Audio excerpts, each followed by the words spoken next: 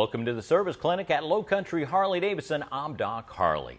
I have a little continuation of electronic diagnostics. I've talked about flow charts and how to properly find a possible electrical issue with your Harley-Davidson.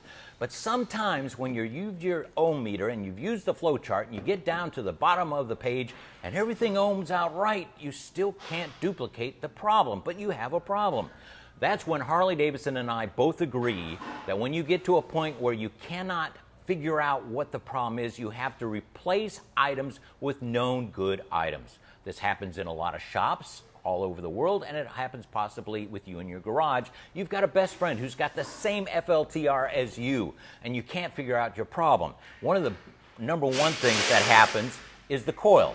All right, the coil sometimes can overheat with use. It ohms out correctly through the primary and the secondary, but it breaks down over time, overheat. So you take a known good coil from your buddy or one that you purchase, put it in, and you're riding, and maybe that fixes the issue, and then you know the coil is the issue. A CKP can be the same thing. This little guy sometimes doesn't throw a code because it's its own world, and heat affects it a lot, and sometimes it loses its magnetism. So you get a known good CKP, plug it in, go for a ride, get it really hot. I've even used the trick of using a hairdryer and heating up the one that I'm trying to test to make sure to see if maybe the heat is breaking it down. When it comes to the turn signal module and a speedometer, these are dangerous things to swap out with your best friend. One, because the turn signal module and the BCM is married to your motorcycle. It knows the VIN number. And with the early TSSMs and the body control module, they have passwords that they have to communicate. So when you switch this out to say, hey, my turn signals aren't working, or my left one isn't working all the time, let me try yours.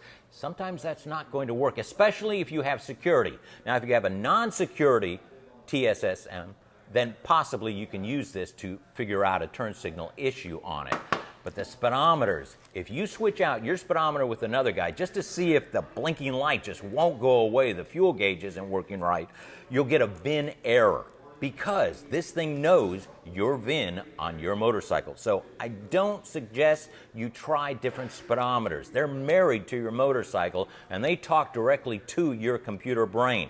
It's very tricky in trying to diagnose with the speedometer and with the turn signal module or the body control module. Everything else, a known good item can possibly find an answer to your problems when something's acting up because of heat or vibration.